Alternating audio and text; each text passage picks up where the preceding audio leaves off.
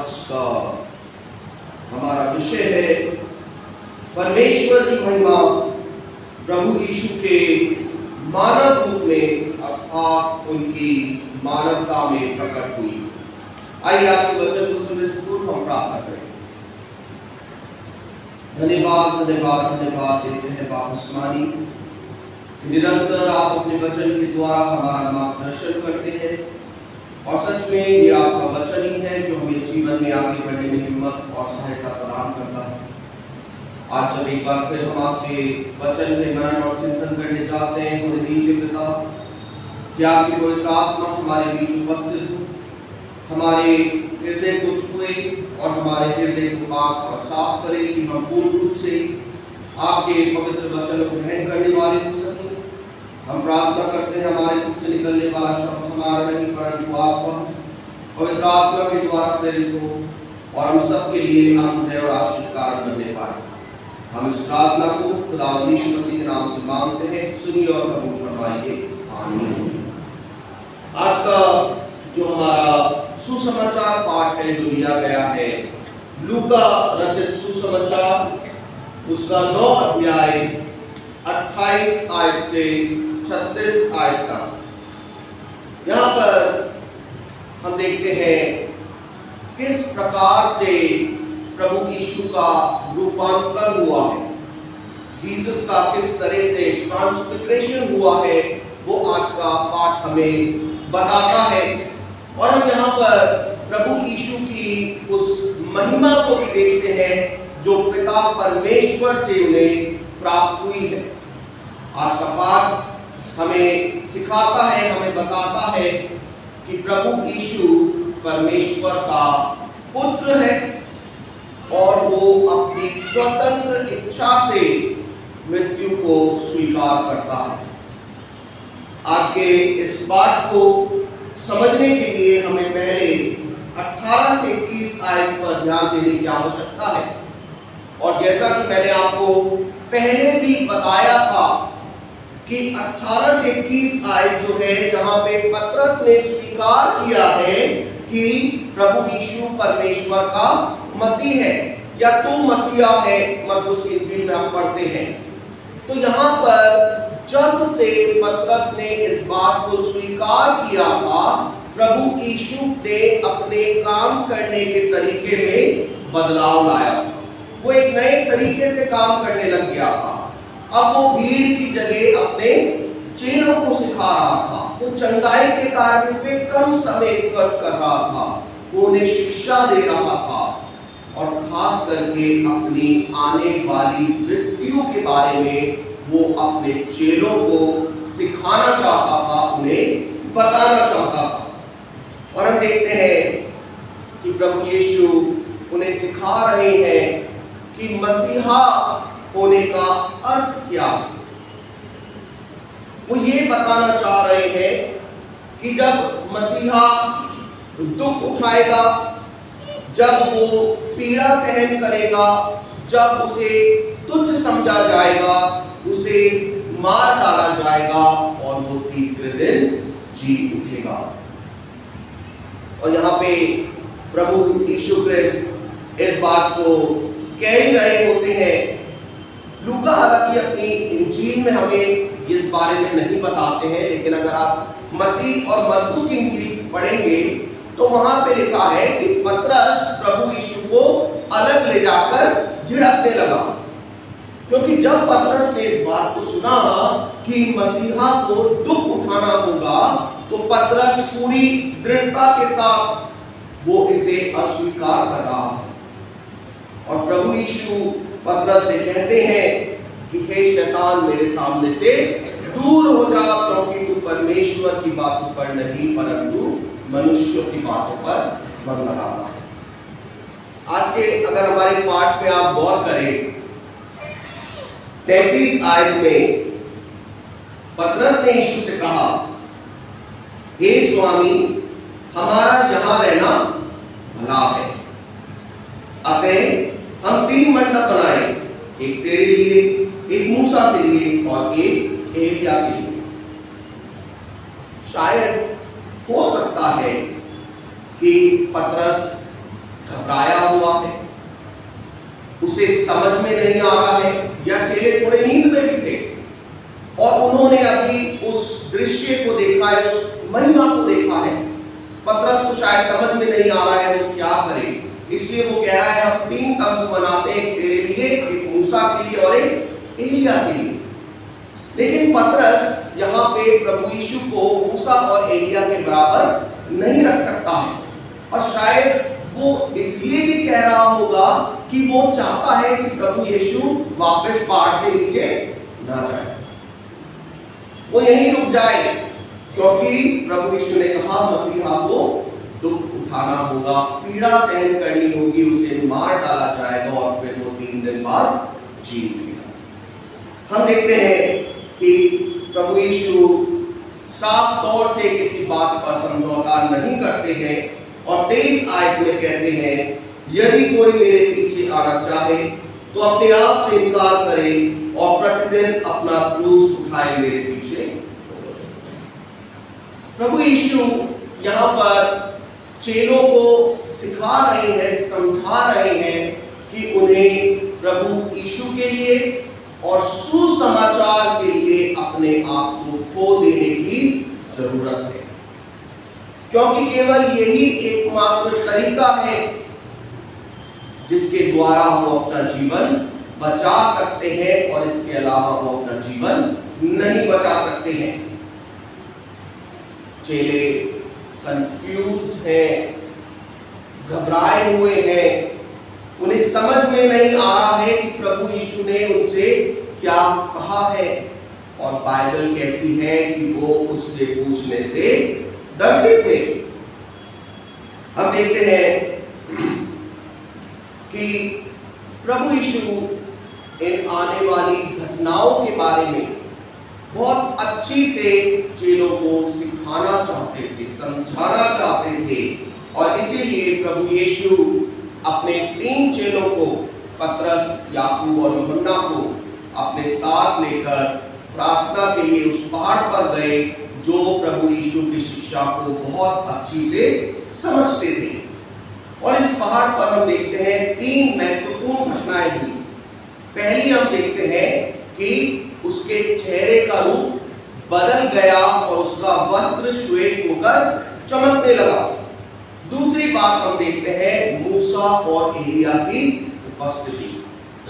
तीसरी बात हम देखते हैं कि एक बादल ने में से शब्द सुनाई दिया, ये मेरा पुत्र और मेरा चुना हुआ है, इसकी सुनो।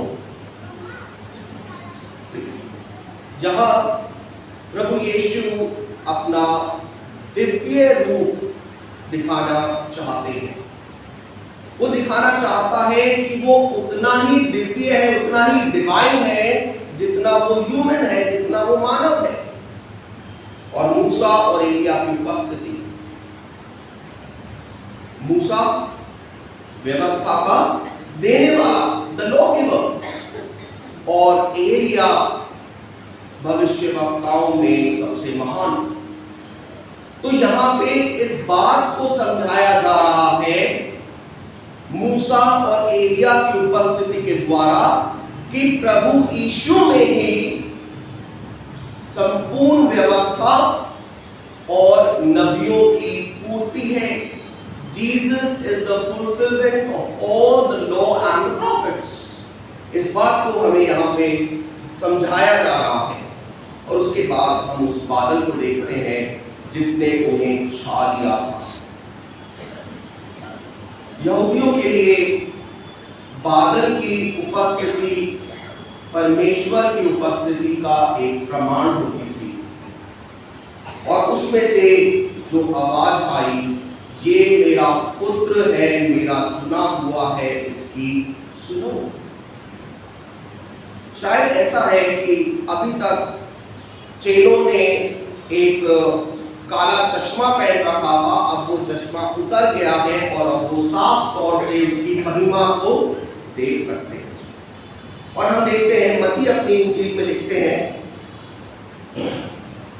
6ठी आयत में 17 अध्याय के, जब ये भविष्यवाणी हुई उसके बाद चेले ये सुनकर मुंह के बल गिर गए और और अत्यंत डर गए। और यीशु ने पास आकर उन्हें छुआ और कहा, उठो, डरो मत। तब उन्होंने अपनी आंखें उठाई और यीशु को छोड़ और किसी को ना देखा। हम देखते हैं कि चेलों को ये बात यहाँ बताई जा रही है, ये बात सिखाई जा रही है कि जो भी घटनाएं होने वाली है वो पिता परमेश्वर की इच्छा के अनुसार होने वाली है।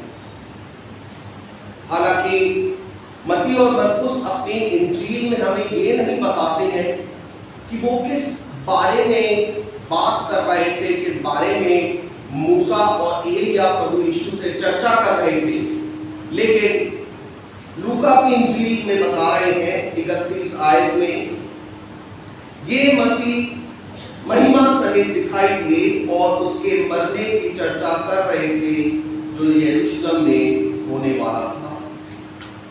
इस वार्तालाप के द्वारा प्रभु यीशु अपने चेलों को इस बात का एहसास कराना चाहते हैं कि जब वो दुख उठाएगा, जब वो यातना सहेगा, जब उसे क्रूस उठाना होगा और कलवरी पर उस मृत्यु को स्वीकार करना होगा, तो चेलों का विश्वास टूट न जाए, क्योंकि प्रभु यीशु जानते थे कि ये जो आने वाली घटनाएं हैं ये कोई सामान्य घटनाएं नहीं होने वाली है, इससे बहुतों का विश्वास मिल जाएगा। और हम देखते हैं कि सिर्फ वो ही लोग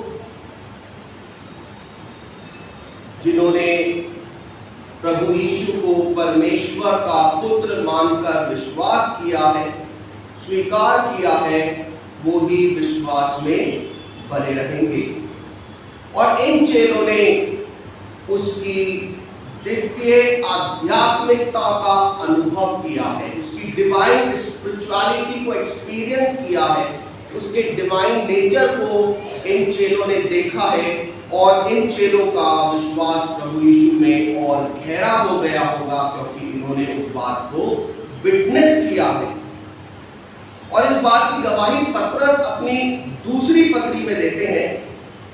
देखिए आप निकालिए पतरस उसका दूसरा अध्याय, पतरस की दूसरी पत्री उसका पहला अध्याय 16 आयत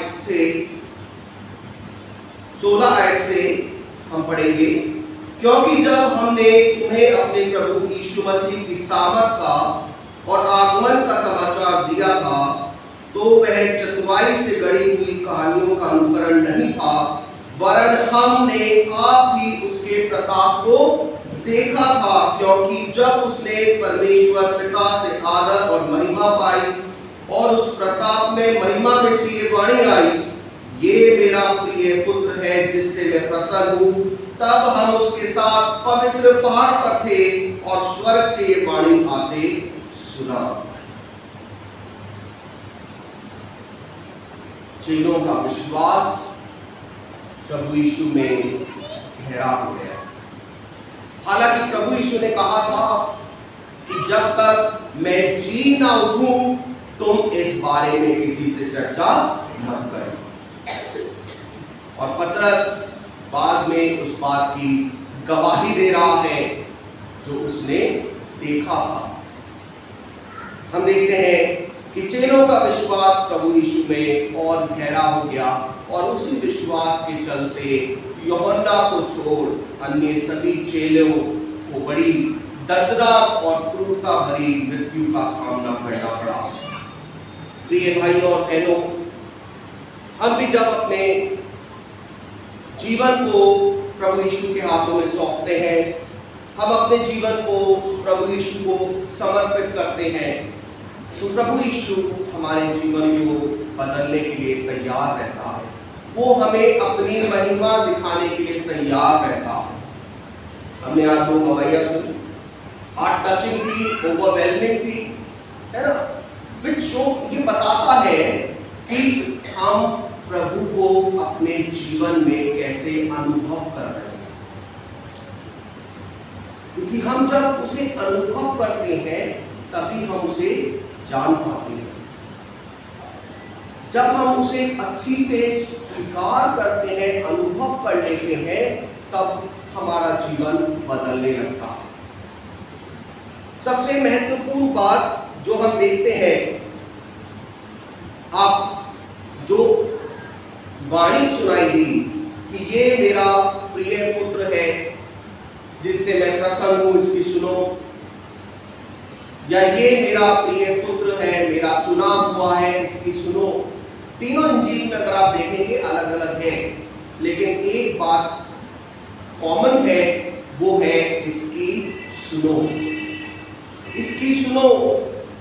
क्योंकि हम भी चेलों की तरह कभी कभी अनकंफर्टेबल हो जाते हैं, क्योंकि हमारी पूर्व कल्पना की गई कुछ धारणाएं होती हैं, हमारे प्री कंसीव्ड नोशंस होते हैं कि हम ऐसा करेंगे, ऐसा करेंगे, ऐसा करेंगे। लेकिन जब प्रभु यीशु हमें बताता है कि नहीं, हमें इस मार्ग पे चलना है, तब हम थोड़े अनकंफर्टेबल हो जाते हैं, क्योंकि हम तो हमारे लिए वो चाहते हैं, लेकिन प्रभु कहता है तुम इस मार्ग पर चलो। क्रूस के मार्ग पर चलना अर्थ है उस मार्ग पर चलना जिस मार्ग पर प्रभु यीशु कुचला गया था। तो वो कठिनाई हमारे जीवन में भी आती है, क्योंकि चेलों के लिए, यहूदियों के लिए क्या था कि मसीहा आएगा और वो उन्हें रोम की गुलामी से आजाद करेगा। लेकिन यहाँ दूसरी तरफ वो देख रहे हैं कि यहाँ पे एक सेवक आया है जो कह रहा है मैं दुख उठाऊंगा और मृत्यु को सहूंगा। चेलों को वो बात हजम नहीं हो रही। वैसे ही हमारे जीवन में भी आता है समय, क्योंकि हमारे प्री कंसीव्ड नोशंस हैं, हमारी पूर्व धारणाएं हैं जो हमने बना रखी है कि हमें वही करना है, हमें उसी मार्ग पे चलना है। लेकिन प्रभु यीशु कह रहे हैं कि तुम्हें मेरी सुननी है। परमेश्वर का वचन कह रहा है कि ये मेरा पुत्र, मेरा चुना हुआ है, इसकी सुनो। और हम क्या करते हैं? हम प्रभु यीशु की सुनने की जगह हम दुनिया की सुनते हैं। हम ये चिंता करते हैं कि लोग क्या कहेंगे, पर आवश्यकता है कि हम प्रार्थना करें और हम उसकी आवाज को सुने। और जब हम उसकी आवाज को स्पष्टता के साथ सुनते हैं, तब हम उस मसीह की महिमा का अनुभव करते हैं और तब हम उसकी महिमा में शामिल हो सकते हैं। मार्था और मरियम की कहानी को आपको पता है, और प्रभु यीशु ने क्या कहा? मरियम ने उत्तम बात चुन लिया, क्योंकि वो क्या कर रही थी? वो प्रभु के पास बैठकर उसके वचन को सुन रही थी।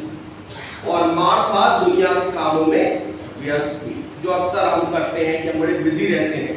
तो वैसे ही कहानी थी और वचन कहता है, अतः विश्वास सुनने से और सुनना मसीह के वचन से होता है। तो हमें सुनने की आवश्यकता है। इन उपवास के दिनों में हमें सुनने की आवश्यकता है कि हम जब उपवास रखते हैं, हम प्रार्थना करते हैं, तो हम अपनी इच्छा को हटा दें और हम उसकी इच्छा को अपने जीवन में पूरा हुए। ये हमारे लिए महत्वपूर्ण है, तब हम उसकी महिमा में सहभागी हो पाएंगे। एक तरफ हम कहें कि मैं प्रभु तेरा चेला भी हूं, मैं तेरा अनुयायी भी हूं, पर प्रभु मेरी इच्छा पूरी होने दे, वो नहीं हो सकता, क्योंकि क्रूस उठाकर चलना आसान नहीं है। वो भी प्रभु यीशु मसीह कह रहे हैं कि तू क्रूस उठाओ और मेरे पीछे बोलो। पतरस आप अपनी पत्री दूसरी पत्री में लिखते हैं, पहले अध्याय की 20-21 आयत में, पर पहले ये जान लो कि पवित्र शास्त्र कोई भी भविष्यवाणी किसी के अपने ही विचारधारा के आधार पर पूर्ण नहीं होती, क्योंकि कोई भी भविष्यवाणी मनुष्य की इच्छा से कभी नहीं हुई, पर भक्त जन पवित्र आत्मा के द्वारा, एक बात ध्यान रखिए, भक्त जन पवित्र आत्मा के द्वारा उभारे जाकर परमेश्वर की ओर से बोलते हैं। जब हम अपना जीवन परमेश्वर को पूरी तरह समर्पित कर देते हैं, मेरी नहीं तेरी इच्छा पूरी हो, तब वो हमें उभारता है और तब हम परमेश्वर की गवाही देते हैं, परमेश्वर की बात बोलते हैं। पहला पत्रस पहला अध्याय 15-16 आयत में लिखा है, पर जैसा तुम्हारा बुलाने वाला पवित्र है, वैसे ही तुम भी अपने सारे चाल चलन में पवित्र बनो, क्योंकि लिखा है पवित्र बनो क्योंकि मैं पवित्र हूं। तो इन रोजों के दिनों में हमें इसकी आवश्यकता है कि हम अपने आप को तैयार करें, हम परमेश्वर की सुने, ताकि हम उसकी महिमा को देख सकें। हम निरंतर प्रार्थना में लगे रहें और खास करके ये प्रभु यीशु का जो रूपांतरण है, ये हमें बताता है, ये हमें एहसास दिलाता है कि ये दुनिया हमारा अंतिम घर नहीं है। मसीह आएगा और हमें अपने साथ लेके जाएगा। हम जब इस ट्रांसफिगरेशन पर विचार करते हैं, रूपांतरण पर विचार करते हैं, तो हम भी अपनी आंखों को खोलते हैं ताकि हम उसके दिव्य रूप को देख सकें, ताकि हमारा जीवन भी बदलने पाए। इस वचन के द्वारा परमेश्वर हमें आशीष दे। आइए बात करें। धन्यवाद धन्यवाद धन्यवाद देते हैं पिता कि आप निरंतर हम अपने वचन के द्वारा हमारा मार्गदर्शन करते हैं। खास तौर से पिता परमेश्वर हम प्रार्थना करते हैं कि इन रोजों के दिनों में पिता, जब नाना प्रकार की मुसीबतें हम पे आती हैं, शैतान की हमले हम पर होते हैं, तो पिता आप हमें अपने पवित्र आत्मा के द्वारा महफूज रखिए। जब हम उपवास करते हैं, प्रार्थना करते हैं, पिता हमारे साथ होइए, हमसे बात कीजिए और हमें बताइए कि आप हमारे जीवन से क्या चाहते हैं। और दीजिए पिता परमेश्वर कि हम आपके वचन पर चलने वाले हों और आपकी इच्छा अपने जीवन के द्वारा पूरी करने वाले हो सके। हम पिता अपने आप को यहाँ पे उपस्थित सभी को आपके पवित्र हाथ में समर्पित करते हुए प्रार्थना खुदा और यीशु मसीह के नाम से मांगते हैं, सुनिए और कबूल फरमाइए। आमीन।